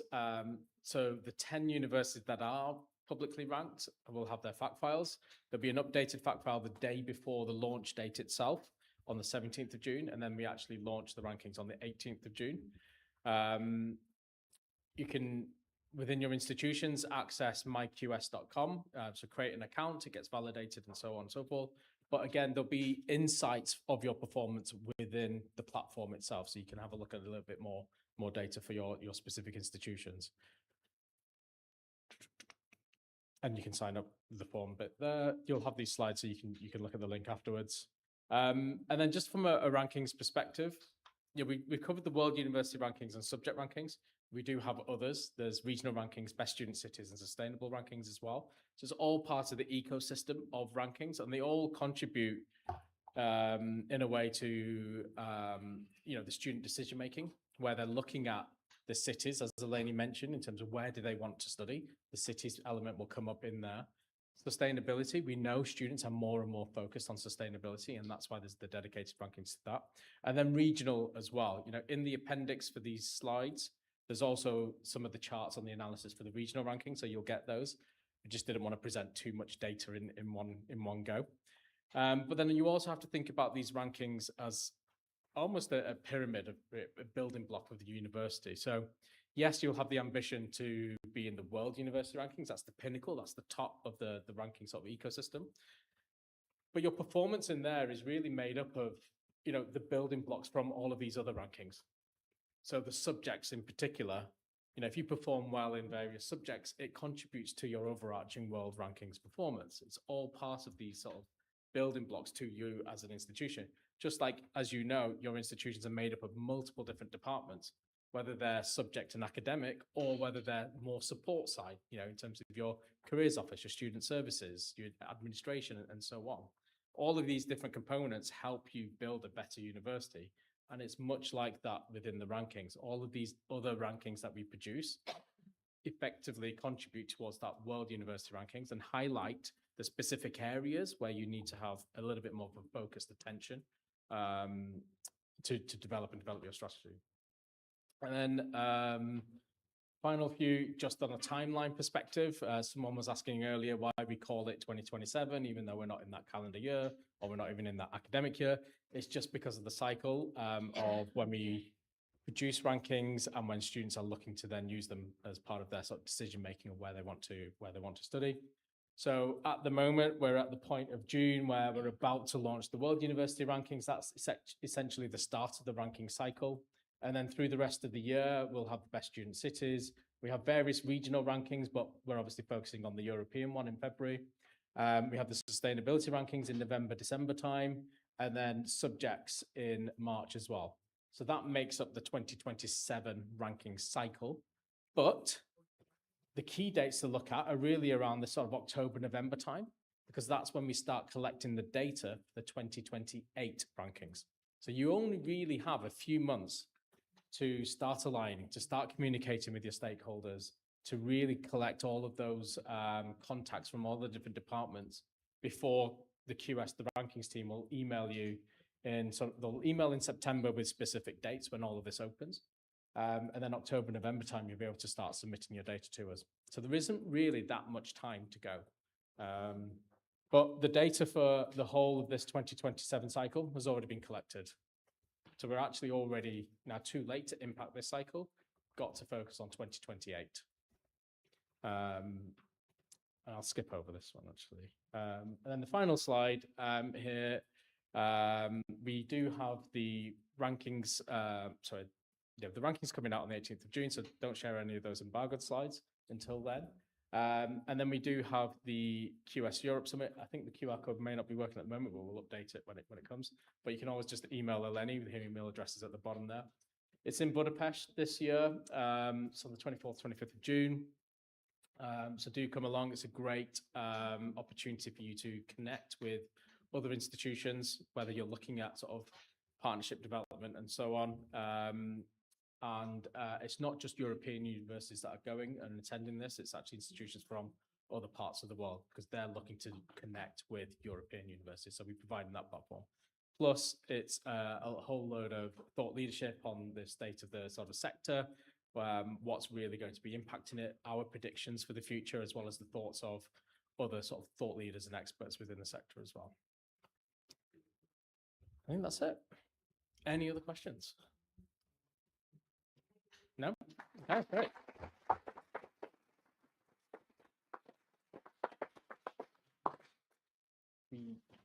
Just outside there. We will circulate the slides, so we'll get those sent to you in the Make uh, next sure few that days. your email and name are in the list outside. We have already included the registrations that you have made so far, but if you haven't registered so far, please do that in written. Yeah. Or And ask us. yeah, and we're here as well. So you know, if you have other questions, you want to discuss anything, then we're around. Any comment about the other rankings? So well, within. Times higher education or... Okay, yeah. Well, what would you like to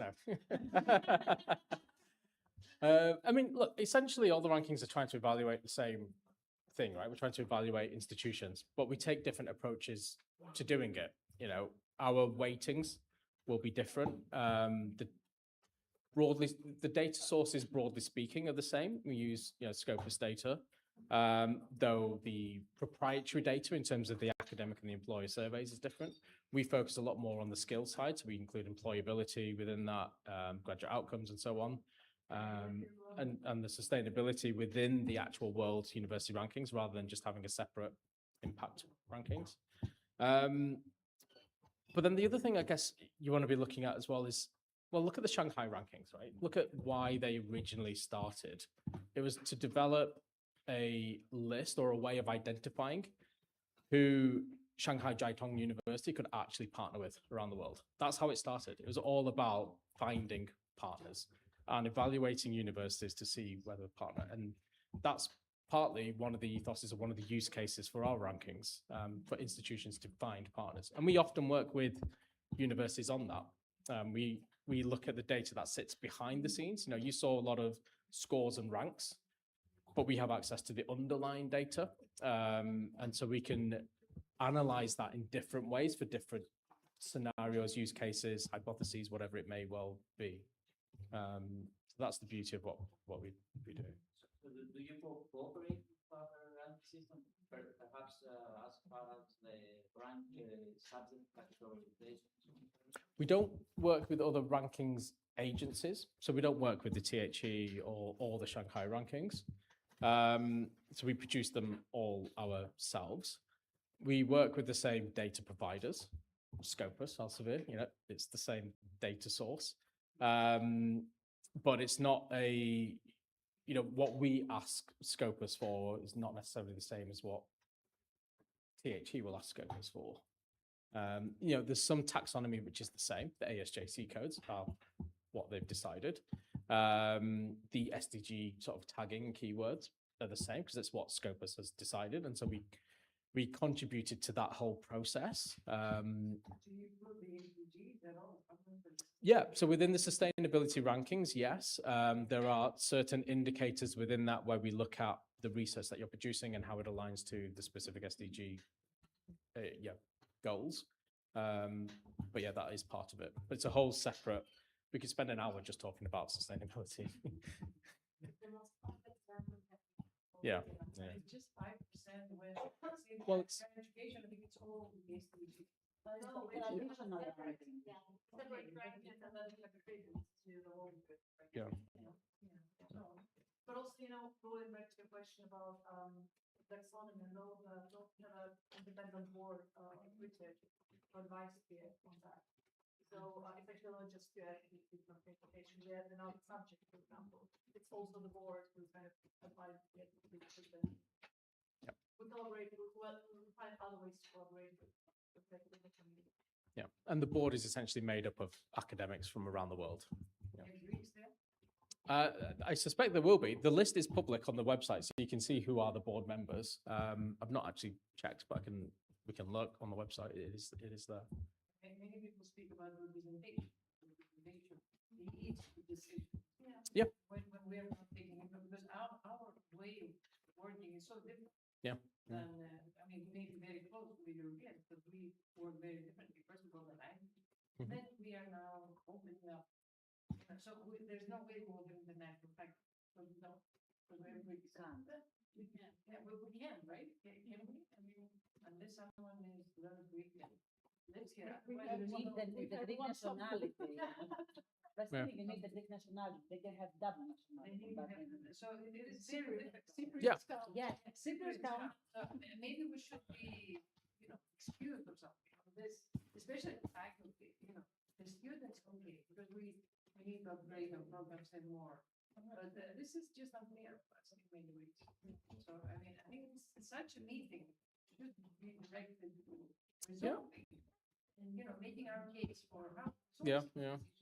We'll never rank high. There's no way we'll rank high, at least the way. Yeah, let's think about the world as a whole, right? So you think about universities in Iran, you know, and you compare that to universities in Europe. There is some unfairness also that can be happening there, right? So you think about some universities, stuff like that. So I think there are many different circumstances. So the more university is an issue, of course. Yeah. So what we try to do, I think, in US is to the world university rankings. So we try to find a set of criteria that we could somehow apply to many universities, many regions across the globe. And then the slides that Cash mentioned, you know, we look at specific regions. So in Europe, we look at Europe, and there are additional indicators, for example, student mobility, that is not a part of the world university rankings, but in Europe it's especially important to find that in food sustainability, because some universities might be, you know, not so high in other indicators, but they're really sustainable, so their way to shine. We look at subjects because some universities are specialized, you don't be considered for the whole university ranking, in Europe ranking, but they can be just ranking one subject, you know, music or medicine. So I think there are many ways to look at it. And what kind of we need to take we need to take one step back and look at the big picture of UNESCO has identified about 7,000 universities around the globe. We evaluate 7,000. And we are looking at data. And out of that, we are focusing on the top 1,000 countries. And that's already, just to put things into the right perspective, it's already an elevator, but even if you make it there, it's already fundamental.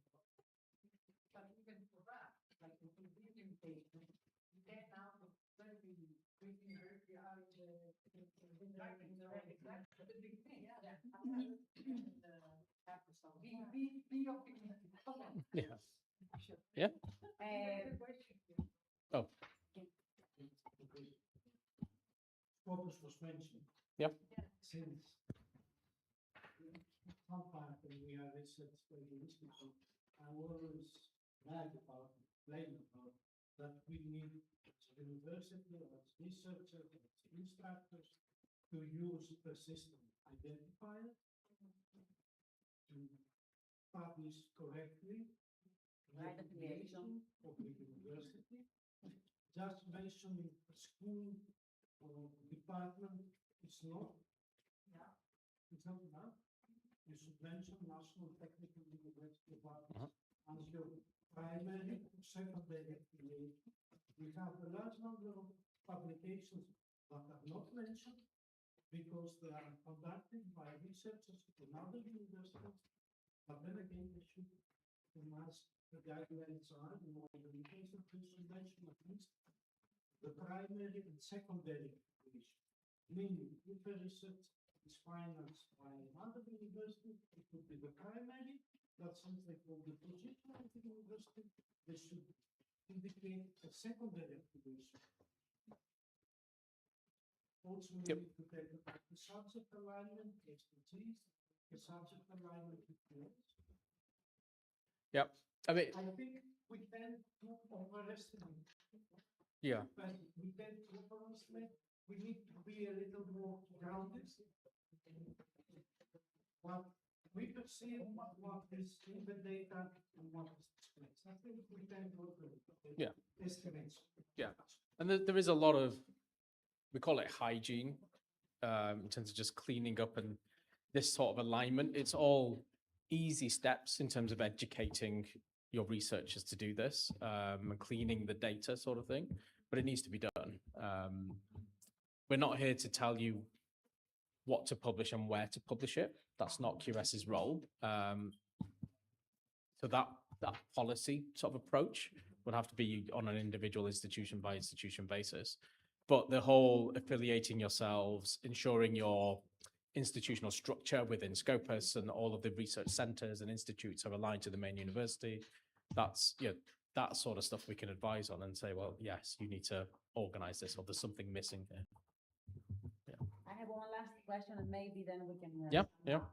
So my question is that we saw that the general rankings are declining for the Greek universities. Yep. But we saw in the subject rankings that there's a lot of potential. Yep. From universities that are below the Yep. threshold. But are the subject rankings declining as well? So will these universities that are below the threshold, will they ever catch up to get inside the subject, all these universities that are In the just red, below, yeah. are these declining? Shall we ever catch up to the? Well, yeah, I mean, we'll find out when we get the next launch in Okay. March. I don't, Because that is our potential. in Yeah. the end. Yes, and Yeah. you've also asked your strategy as well at the university. This Yep. particular the subject rankings, all the subjects, like all your different, if we were at Olympic Games, all the different games that we could be potentially that we operate, and all the dots like are our athletes. We have athletes that they do successful in the big level, and we have athletes that they're working, they're training, and they're hoping that they will make it to the Olympic Games. Now, it's up to the university to identify which are the key players that they could bring the medal back home faster, This is also the subject that they want to be well known for. They have the signature. And I mean, for National Technical University of Athens, for you, it's a bit easier because we are specialized university. Like it is a bit easier to know where to go. For universities, like for example, Aristotle University, Thessaloniki has a variety of subjects.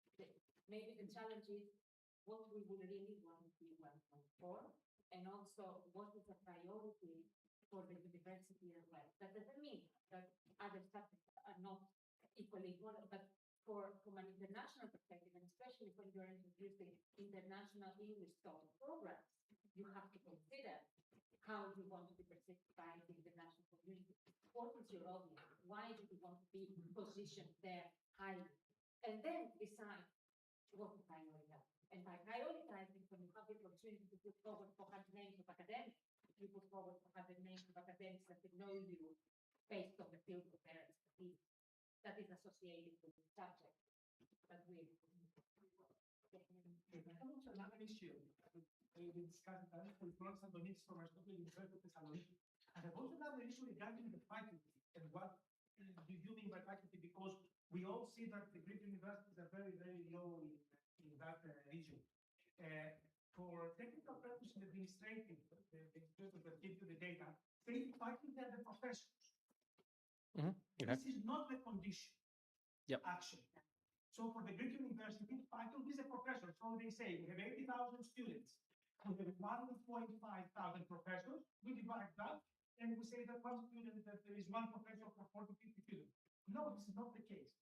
All of us who have been, let's say, for some time abroad, we know that, let's say, for my field, there's only one professor in Harvard University. So how do we have so much low faculty to student ratio?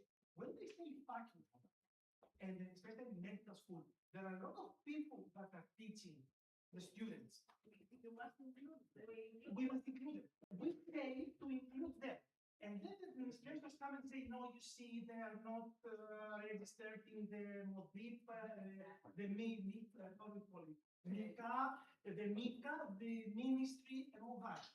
So there is a discrepancy between what organizations and what in the real world is a faculty that teaches the students Full counts, yes. full part and half part. We've all been in other universities. There is one professor in Sweden, etc. Okay, so we go to universities that they have higher faculty to student ratio. We've been there, and they have very, very low level of professors.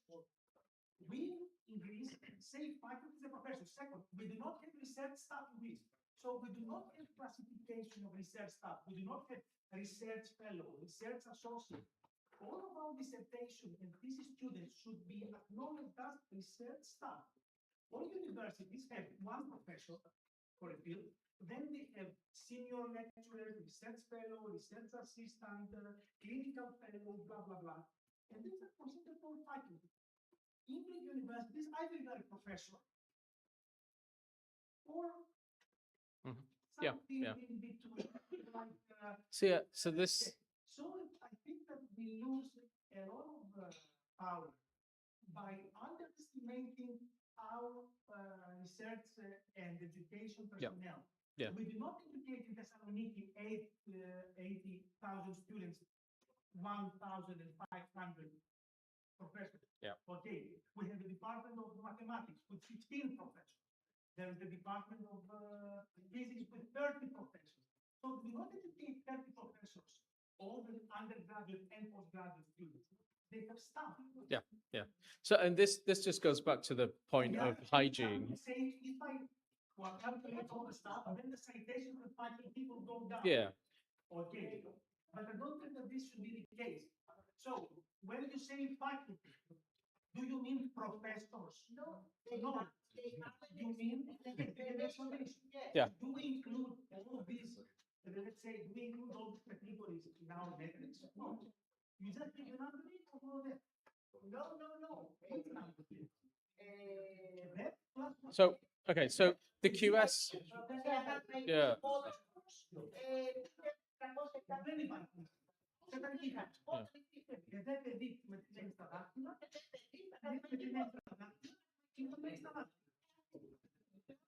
If you declare them as staff, as staff in your masters, they can get in.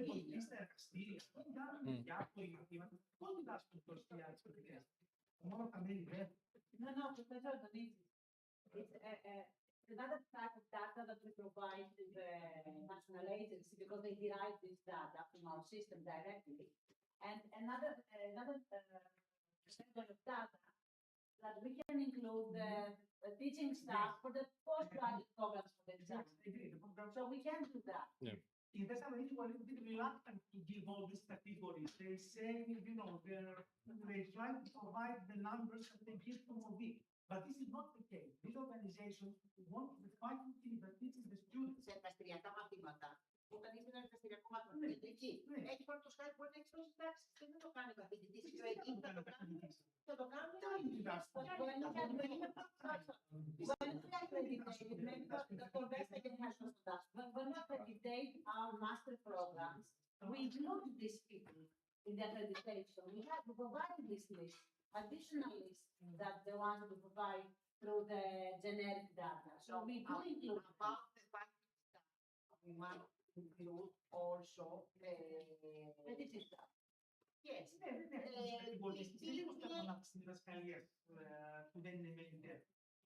Can you advance your parameters and include some more data there? Δεν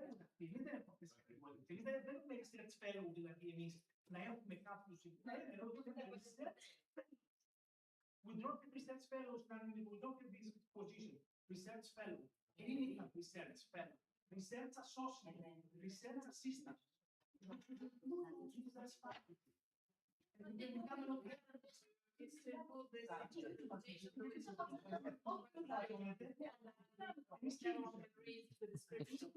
Yeah. Yeah.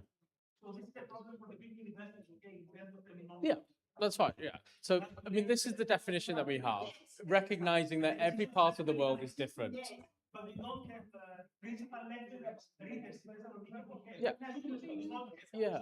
Okay, but it's but you will call things slightly differently here as well.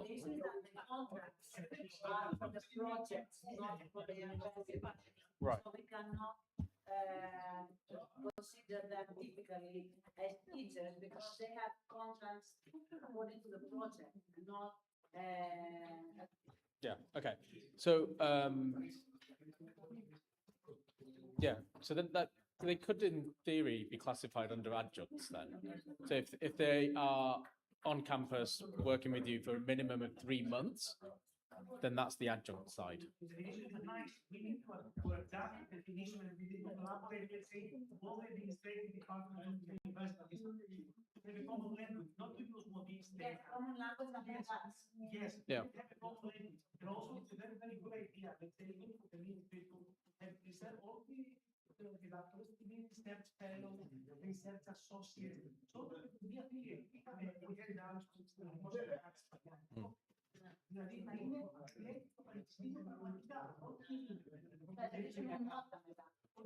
Maybe Mr. Katsanevakis would like to make a final input of this discussion, or okay, on this Dr. Vesta, maybe on this generic national terminology about who we consider teachers and who we consider researchers, because this is an issue for Greece.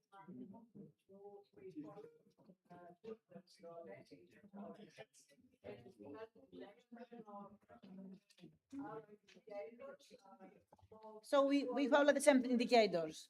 Yes, thank you. So we're adapting to a universal terminology for that. Yeah. Maybe we can sum up this discussion because we have a sort of light lunch outside with a beautiful slide you had that Greece performs well in research impact, and the challenge is how to leverage that to further academic reputation. You had nice. Because I think that is the takeaway message, that we are very strong in subjects, we are very strong in research. No. You had oh yes, that's the one. Yes. I think this is the message that we, not the diagram itself, but the header up there, yes, the title is that this is our strength, the research impact, but not the academic reputation, we saw that. And it's 30%, the academic reputation? Yes. Yes, so we can go up to, we can ameliorate our 50% just by the reputation, academic impact, research reputation, or employees, reputation, employees impact. And yes, and even in the, we didn't discuss that even the employers' impact, we can advance that if we produce our reports in English. Because all our reports about employer data, alumni is in Greek. So if we manage to publish this in English as well, you will derive the data directly. Am I right? Yeah, well, you know where your alumni are going to work. You know when you have your alumni profile on the website. I mean, obviously, Google Translate helps a lot. But The reports, I mean, yeah, yes. but anywhere that we can scrape the data, I think that's actually better. Now we need to market all our data. Thank you for, maybe Dr. Vadakis would also. Thank you so much. And welcome to National Technical University Conference. Thank you for the hospitality. Thank you very much for your